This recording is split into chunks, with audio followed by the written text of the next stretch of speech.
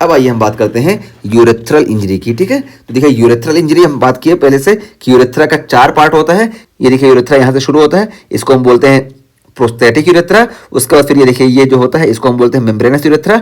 और फिर उसके आगे फिर ये जो हिस्सा होता है इसको हम बोलते हैं बल्बर यूरेथ्रा। और फिर ये पेनिस के अंदर जो यूरेथ्रा होता है इसको हम बोलते हैं पेनाइल यूरेथ्रा। ठीक है, तो ये यूरेथ्रा के 4 पार्ट हो गए। और ये प्रोस्थेटिक यूरेथ्रा और मेम्ब्रेनस यूरेथ्रा इसको हम बोलते हैं प्रॉक्सिमल यूरेथ्रा। और ये बल्बर यूरेथ्रा और पेनाइल यूरेथ्रा इसको हम बोलते हैं डिस्टल यूरेथ्रा। ठीक है, तो ये यूरेथ्रल इंजरी में हम पहले बेसिक चीज बता दिए।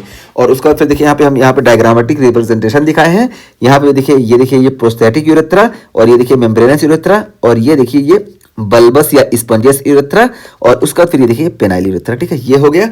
अब यहाँ पे देखिए ये पेल्विक डायफ्राम है और ये देखिए यूरोजेनाइटल डायफ्राम है। ठीक है, तो ये पेल्विक डायफ्राम और यूरोजेनाइटल डायफ्राम का क्या काम है, तो देखिए पेल्विक डायफ्राम जो होता है ना ये पेरिनियम को पेल्विस से अलग करता है। ठीक है, तो पेरिनियम को पेल्विस से अलग करता है और फिर ये यूरोजेनाइटल डायफ्राम उसके नीचे होता है। तो देखिए इसको भी हम यहाँ पे दिखा दें कि ये पेल्विक डायफ्राम क्या होता है। तो देखिए ये पेल्विक डायफ्राम ये है, सामने प्यूबिक स्पाइसिस है और ये देखिए पीछे सैक्रलम बोन है। ठीक है, और उसके बाद फिर यहाँ पे देखिए ये इस्चियोप्यूबिक रेमस है और इस इस्चियोप्यूबिक रेमस से ये देखिए एक मसल निकलती है, इसको हम बोलते हैं प्यूबोकॉक्सिजियस। ठीक है, तो देखिए प्यूबिक साइड से निकलती है और ये कॉक्सिस तक जाती है, इस वजह से इसको हम बोलते हैं प्यूबोकॉक्सिजियस मसल। और उसके बाद फिर ये देखिए यहाँ से देखिए इलियस साइड से ये निकलती है और ये देखिए ये इलियोकॉक्सिजियल हो गई और ये देखिए ये इस्चियोकॉक्सिजियल हो गई। ठीक है, तो ये प्यूबोकॉक्सिजियल, इलियोकॉक्सिजियल और इस्चियोकॉक्सिजियल ये तीनों मसल मिलके इसको हम बोलते हैं लिवेटर एनाई मसल। ठीक है, तो ये लिवेटर एनाई मसल्स हो गई और यही जो होती हैं ये पेल्विक डायफ्राम का फॉर्मेशन करती हैं। और ये साइड में देखिए ये सैक्रोट्यूबरस लिगामेंट है। ठीक है, ये सैक्रोट्यूबरस लिगामेंट हो गया और ये जो किनारे वाला हिस्सा बढ़ा है इसको हम बोलते हैं इस्चियल ट्यूबरोसिटी। तो ये इस्चियल ट्यूबरोसिटी हो गया। और यहाँ पे देखिए ये प्यूबोकॉक्सिजियस मसल जो है इसी का मॉडिफिकेशन होता है, इसको हम बोलते हैं प्यूबोवेजाइनालिस, प्यूबोयूरेथ्रालिस और प्यूबो रेक्टाइलिस। ठीक है, तो देखिए इसके आसपास रैप किए होते हैं, इस हिसाब से इसका नाम रखा जाता है। तो ये हो गया हमारा पेल्विक डायफ्राम। और हम बताएं पेल्विक डायफ्राम क्या करता है कि ये पेरिनियम को पेल्विस से अलग करता है। तो यहाँ पे देखिए ये ऊपर पेरिनियम है और नीचे देखिए पेल्विस है, इससे अलग कर दिया ये पेल्विक डायफ्राम। और इस पेल्विक डायफ्राम के नीचे ये देखिए यहाँ पे होता है ये यूरोजेनिटल डायफ्राम। तो देखिए यूरोजेनिटल डायफ्राम भी हम यहाँ पे दिखा दिए, इसमें 2 लेयर होती है। ये देखिए ये ऊपर वाली जो लेयर है इसको हम बोलते हैं superior layer of urogenital diaphragm. और ये देखिए उसके नीचे देखिए ये येलो येलो आपको दिख रहा होगा, ये येलो वाला जो है नीचे की तरफ इसको हम बोलते हैं inferior layer of urogenital diaphragm. ठीक है, तो देखिए ये सुपीरियर लेयर जो होती है यहाँ पे देखिए ये जो मसल से इस तरह से करके ये होती है बल्बो स्पॉन्जियोसिस। और ये देखिए किनारे की तरफ से ये देखिए ये जो है इस तरह आती है, इसको हम बोलते हैं इस्चियोकवर्नेसिस। देखिए मैं पे लिख दिया कि ये इस्चियोकवर्नेसिस मसल हो गई।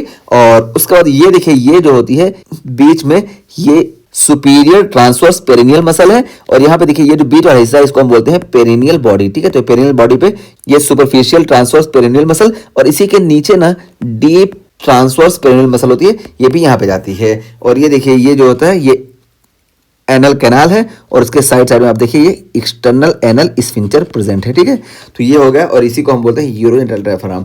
और इस यूरोजेनिटल डायफ्राम में ऊपर वाला जो हम अभी नाम लिए ये हमारा हो गया superior layer of urogenital diaphragm और उसके नीचे देखिए ये inferior layer of urogenital diaphragm. और यहाँ पे देखिए बल्बस स्पॉन्जियोसिस जो मसल है ये देखिए ये बल्बस स्पॉन्जियोसिस ये वाली मसल ये जो है ना ये बल्बस स्पॉन्जियोसिस है। और ये देखिए साइड में इस्चियोकवर्नेसिस मसल, यहाँ पे देखिए ये इस्चियोकवर्नेसिस मसल है। ठीक है, तो यहाँ पे ये देखिए इस्चियोकवर्नेसिस यहाँ पे भी यही दिखाया गया। और उसके बाद फिर अब हम बात करते हैं यहाँ पे क्या दिया गया है। तो देखिए सबसे पहले क्या बताया गया कि occurs almost exclusively in male कि ये यूरेथ्रल इंजरी जो होती है ये एक्सक्लूसिवली हमको मेल में ही देखने को मिलती है। और मेल में ही क्यों देखने को मिलती है, तो देखिए यहाँ पे हम लिख दिए कि मेल का जो यूरेथ्रा होता है ये लंबा होता है, जाहिर सी बात है। ठीक है, क्योंकि पेनिस से उसको गुजरना होता है, तो मेल का यूरेथ्रा लंबा होता है और 18 से 21 सेंटीमीटर का लगभग होता है। इस वजह से इसकी इंजरी हमको एक्सक्लूसिवली देखने को मिलती है। जबकि फीमेल का यूरेथ्रा जो होता है ये बहुत छोटा होता है, 3 से 4 सेंटीमीटर का, इस वजह से इसकी इंजरी हमको नहीं देखने को मिलती है। तो ये हो गया।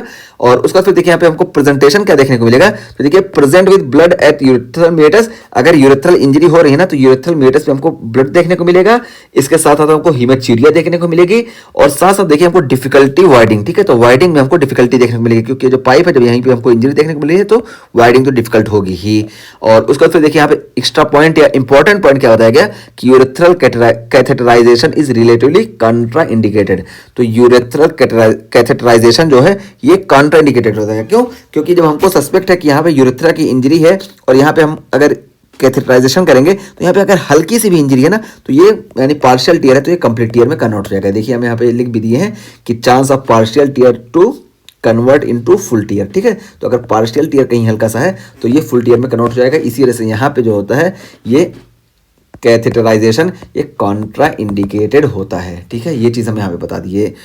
और उसके बाद फिर देखिए यहाँ पे हम बताते हैं कि ये यूरेथ्रा की इंजरी दो टाइप की होती है, एक एंटीरियर यूरेथ्रल इंजरी और दूसरी होती है पोस्टीरियर यूरेथ्रल इंजरी। तो देखिए एंटीरियर यूरेथ्रल इंजरी, देखिए ये एंटीरियर साइड वाला अगर यूरेथ्रा इंजर हो रहा है तो इसको एंटीरियर यूरेथ्रल इंजरी बोलते हैं। और इसी को देखिए हम डिस्टल यूरेथ्रल इंजरी बोलते हैं, क्योंकि यूरेथ्रा का हम पता है ना कि ये पूरा जो पार्ट होता है ये वाला हिस्सा जो बल्बस यूरेथ्रा और पेनाइल यूरेथ्रा जो होता है इसको हम डिस्टल यूरेथ्रा बोलते हैं। तो अगर एंटीरियर साइड से देखें तो ये एंटीरियर है, एंटीरियर में भी यही सी की इंजरी होगी और इसी को हम बोलना चाहें तो इसी को हम बोल देंगे डिस्टल यूरेथ्रल इंजरी।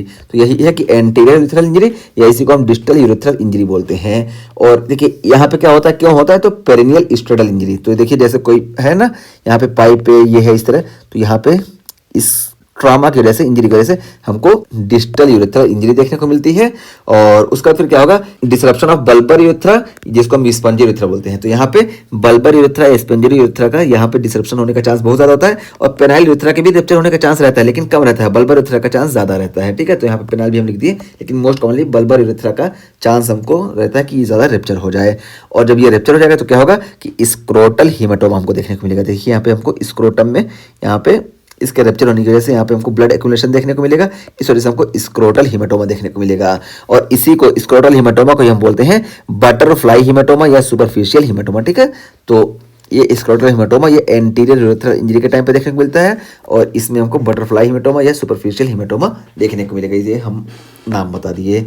और उसका फिर देखिए यहाँ पे ये हम पिछली वीडियो में बताए थे कि ये यूरेथ्रा होता है और यहाँ पे देखिए एक डीप फेशिया प्रेजेंट होता है और इस डीप फेशिया को हम बोलते हैं बक्स फेशिया, ठीक है। तो डीप फेशिया को देखिए बक्स फेशिया बोलते हैं। ये देखिए बक फेशिया यहाँ प्रेजेंट है, ठीक है। तो अगर डिस्टल यूरेथ्रा के साथ साथ ये बक फेशिया भी रप्चर हो गया तो देखिए यूरिन इधर आ जाएगा, ठीक है। तो यूरिन जब इधर आ जाएगा तो यही यहाँ पे बताया गया कि if buck fascia is torn, अगर बक फेशिया जो है रप्चर हो गया तो urine escape into perineal space. तो देखिए यूरिन जो होगा ये पेरिनियल स्पेस में भी चला आएगा, ठीक है। तो ये हम बता दिए एंटीरियर यूरेथ्रल इंजरी के केस में हमको क्या देखने को मिलता है। जबकि हम बात करें पोस्टीरियर यूरेथ्रल इंजरी की तो देखिए पोस्टीरियर यूरेथ्रल इंजरी देखिए पीछे वाले हिस्से में हमको इंजरी देखने को मिलेगी और इसी वजह से इसको हम प्रॉक्सिमल यूरेथ्रल इंजरी भी बोलते हैं, क्योंकि प्रोस्टेटिक यूरेथ्रा और मेम्ब्रेनस यूरेथ्रा इन दोनों को हम प्रॉक्सिमल यूरेथ्रा बोलते हैं। तो इस वजह से हम प्रॉक्सिमल यूरेथ्रल इंजरी बोलते हैं। और इसकी इंजरी क्यों देखने को मिलती है, तो देखिए पेल्विक फ्रैक्चर की वजह से। तो जब पेल्विक फ्रैक्चर होगा तो इस वजह से हमको पोस्टीरियर यूरेथ्रल इंजरी या प्रॉक्सिमल यूरेथ्रल इंजरी देखने को मिलेगी। और ये कहाँ पे होता है, तो देखिए जब पेल्विक फ्रैक्चर होगा तो disruption of bulbo membranous junction. तो बल्बो मेम्ब्रेनस, ये देखिए यहाँ पे जहाँ पे बल्बस यूरेथ्रा और मेम्ब्रेनस यूरेथ्रा यहाँ पे ज्वाइंट होते हैं, इसका जो जंक्शन होता है ये वीकेस्ट होता है। इस वजह से पेल्विक फ्रैक्चर के टाइम पे यहाँ पे हमको डिसरप्शन देखने को मिलेगा और यहाँ से हमको ब्रेकेज देखने को मिलेगा। यही यहाँ पे बताया भी गया कि disruption at bulbo membranous junction, और बल्बो मेम्ब्रेनस जंक्शन पे क्यों देखने को मिलेगा, क्योंकि ये वीकेस्ट पार्ट होता है। और urine leakage into retropubic space, तो यूरिन जो होगा यहाँ पे रेट्रोप्यूबिक स्पेस में लीक कर जाएगा, क्योंकि प्यूबिक सिम्फाइसिस है और इसके पीछे देखिए यहाँ पे यूरिन एक्युमुलेट होने लगेगा। ये देखिए यहाँ पे दिखाया गया, ठीक है। ये देखिए प्यूबिक सिम्फाइसिस, इसके पीछे यूरिन एक्युमुलेट होने लगेगा, ठीक है। तो रेट्रोप्यूबिक स्पेस में यूरिन एक्युमुलेट होने लगेगा। और प्रोस्टेट देखिए, ये प्रोस्टेट पहले नीचे था, अब प्रोस्टेट को यहाँ पे रोकने वाला है, यानी यहाँ नीचे खींचने वाला कोई नहीं है, इस वजह से प्रोस्टेट ऊपर चले जाएगा। इस वजह से हमको हाई राइडिंग प्रोस्टेट देखने को मिलेगा और इसी हाई राइडिंग प्रोस्टेट को हम वर्मोटन साइन बोलते हैं, ठीक है। तो ये हो गया हमारा पूरा यूरेथ्रल इंजरी का टॉपिक, ठीक है। तो यूरेथ्रल इंजरी में हम बता दिए ये सारी चीजें। और ये देखिए ये जो डायग्राम हमने यहाँ पे दिखाया है इसको भी हम एक्सप्लेन करते हैं। ये देखिए ये सामने से ना एंटीरियर एब्डोमिनल वॉल में एक फेशिया होता है, इसको हम बोलते हैं स्कारपास फेशिया। और स्कारपास फेशिया जब ये नीचे आता है तो यहाँ पे देखिए स्क्रोटम में, तो इसको हम बोलते हैं डार्टास मसल या फेशिया, ठीक है। तो डार्टास मसल या फेशिया या स्कारपास फेशिया का ही मॉडिफिकेशन होता है, ठीक है। और फिर जब पीछे आता है तो यही बनाता है कॉलिस फेशिया। और देखिए कॉलिस फेशिया हो गया। अब ये देखिए कॉलिस फेशिया, ये ऊपर से ये जो होती है ये वाली देखिए, ये जो है ये पूरा हमारा यूरोजेनिटल डायफ्राम है। और यूरोजेनिटल डायफ्राम में ये ऊपर वाला superior layer of urogenital diaphragm है और ये inferior layer of urogenital diaphragm है। तो देखिए ये inferior layer of urogenital diaphragm ये नीचे आके इस कॉलिस फेशिया से मिलता है, ठीक है। और ये देखिए ये इस तरह से ये पेनिस का स्ट्रक्चर हो गया। और ये इसके बीच का ये जो हिस्सा होता है इसको हम बोलते हैं सुपरफिशियल पेरिनियल पाउच। और यहाँ पे देखिए ये superficial layer of urogenital diaphragm और inferior layer of urogenital diaphragm, इसके बीच का जो स्पेस होता है इसको हम बोलते हैं डीप पेरिनियल पाउच, ठीक है। तो ये डीप पेरिनियल पाउच हो गया। और यहाँ पे हम बता दिए कि ये पेल्विक डायफ्राम है। तो ये सारे स्ट्रक्चर जो हम एनाटॉमी के एस्पेक्ट से भी इसको हम लेके चल रहे हैं, क्योंकि एनाटॉमी में भी इसके क्वेश्चन बहुत ज़्यादा आते हैं, इस वजह से यहाँ पे हम ये बता दिए। और ये पूरा हमारा यूरेथ्रल इंजरी का टॉपिक कंप्लीट हो गया। और यहाँ पे देखिए ब्लडर इंजरी में हमारा ये चीज़ छूट गया था कि प्रेजेंटेशन हमको क्या देखने को मिलेगा, हेमाचूरिया देखने को मिलेगा, सुप्राप्यूबिक पेन देखने को मिलेगा और डिफिकल्टी वॉइडिंग देखने को मिलेंगी। तो ये हमारे ब्लडर इंजरी की बात हो गई। अब ओवरऑल हम एक बार फिर से इंपॉर्टेंट क्या क्या चीज़ें बता दें। देखिए जेराइटो यूरिनरी ट्रामा ये मोस्ट कॉमनली हमको ब्लंट ट्रामा की वजह से देखने को मिलता है और मोटर व्हीकल कोलिजन की वजह से। और यहाँ पे हमको रीनल इंजरी भी देखने को मिल सकती है, ब्लैडर इंजरी भी देखने को मिल सकती है और यूरेथ्रल इंजरी भी देखने को मिल सकती है। रीनल इंजरी जब देखने को मिलेगी तो यहाँ पे हमको देखिए प्रेजेंटेशन ब्रूसिस, फ्लैंक पेन और हिमेचूरिया देखने को मिलेंगे। और इसकी ग्रेडिंग हम बताएं कि ग्रेड 1 से 5 तक इसकी हम ग्रेडिंग करते हैं। और ये रीनल इंजरी मोस्ट कॉमनली हमको लोअर रिब फ्रैक्चर की वजह से या तो देखने को मिलेगा या डायरेक्ट ब्लोज ट्रॉमा की वजह से देखने को मिलेगा। और फिर उसके बाद हम ब्लैडर की इंजरी बात किए कि ब्लैडर में हमको या तो डोम ऑफ द ब्लैडर के इंजरी देखने को मिलेगी, और जब इसकी इंजरी देखने को मिलेगी तो हमको इंट्रापेरिटोनियल यूरिन एक्यूमुलेशन देखने को मिलेगा। इस वजह से यूरिन जो होगा ये एब्जॉर्ब होगा और हमको ब्लड यूरिया नाइट्रोजन इंक्रीज देखने को मिलेगा, साथ साथ क्रिएटिनिन भी इंक्रीज देखने को मिलेगा। और ये डोम ऑफ द ब्लैडर की इंजरी हमको तब देखने को मिलती है जब फुल ब्लैडर होता है, क्योंकि ये वीकेस्ट पॉइंट होता है। इस वक्त पे अगर इंजरी हो रही है तो ये जब फुल रहेगा, स्ट्रेच रहता है, इस वजह से यहाँ पे रप्चर देखने को मिलता है। लेकिन हमको एंटीरियर ब्लैडर वॉल की भी इंजरी, जिसको हम नेक इंजरी बोलते हैं, ये भी देखने को मिल सकती है। और ये हमको तब देखने को मिलती है जब पेल्विक फ्रैक्चर होता है और ये पेल्विक बोन यहाँ पे जाके इसको पेनिट्रेट कर देती है, तब हमको देखने को मिलता है। लेकिन इस केस में क्या होता है कि हमको एक्स्ट्रा पेरिटोनियल यूरिन एक्यूमुलेशन देखने को मिलता है, यानी यहाँ पे प्यूबिक सिम्फाइसिस है, इसके पीछे यूरिन एक्यूमुलेशन देखने को मिलेगा। तो इसको हम बोलते हैं रेट्रोप्यूबिक यूरिन एक्यूमुलेशन। ठीक, तो ये चीज़ हो गई। और उसके बाद फिर हम यूरेथ्रल इंजरी की बात किए तो यूरेथ्रल इंजरी में बताया कि मोस्ट कॉमनली या एक्सक्लूसिवली हमको मेल में ही देखने को मिलता है। और यहाँ पे हमको प्रेजेंटेशन में यूरेथ्रल मिएटस पे ब्लड देखने को मिलेगा, या इसी तरीके से हिमेचूरिया देखने को मिलेगा या डिफिकल्टी वाइडिंग देखने को मिलेंगी। और यहाँ पे इंपॉर्टेंट चीज़ क्या है कि कैथेटराइजेशन जो होता है कॉन्ट्रा इंडिकेटेड होता है, क्योंकि पार्शियल टीयर का चांस होता है कि ये कंप्लीट टीयर में कन्वर्ट हो जाए। और अब यहाँ पे हम करते क्या है कि जब हम कैथेटराइजेशन नहीं कर सकते तो क्या हमें पास ऑप्शन होता है, तो देखिए अगर ब्लैडर फुल है तो इस टाइम पे हम सुप्राप्यूबिक कैथेटराइजेशन करते हैं। और अगर ब्लैडर फुल नहीं है तो एक बार हम ट्राई करते हैं कि मिक्चुरेट कराएं। ठीक है, एक बार हम ट्राई करते हैं, अगर मिक्चुरेशन सक्सेसफुल हो गया तब तो अच्छी बात है, नहीं सक्सेसफुल हुआ तब भी हम सुप्राप्यूबिक कैथेटराइजेशन कर देते हैं। ठीक है, तो ये हो गया। और यूरेथ्रल इंजरी में देखिए हमारे पास दो तरह की होती है, एक एंटीरियर यूरेथ्रल इंजरी होती है जिसको हम डिस्टल यूरेथ्रल इंजरी बोलते हैं, और ये मोस्ट कॉमनली हमको स्ट्रेडल इंजरी की वजह से देखने को मिलती है। जबकि हम पोस्टीरियर यूरेथ्रल इंजरी की बात करें तो यहाँ पे देखिए पेल्विक फ्रैक्चर की वजह से देखने को मिलती है, और ये बल्बो मेम्ब्रेनस जंक्शन पे सबसे ज़्यादा देखने को मिलती है, क्योंकि ये वीकेस्ट पॉइंट होता है। और इस केस में हमको रेट्रोप्यूबिक स्पेस में यूरिन का एक्यूमुलेशन देखने को मिलता है। और जब पोस्टीरियर यूरेथ्रल इंजरी देखने को मिलेगी तो हमको हाई राइडिंग टेस्टिस देखने को मिलता है, जिसको हम वेरमोटन साइन बोलते हैं। ठीक है, तो देखिए सारी चीज़ें हम यहाँ पे बता दिए, और बाकी यहाँ पे जो इंपॉर्टेंट चीज़ें थी उसको हम अलग से बताएं, लेकिन अब जो याद करने वाली चीज़ें थी लास्ट में हम रिकॉल करा दिए।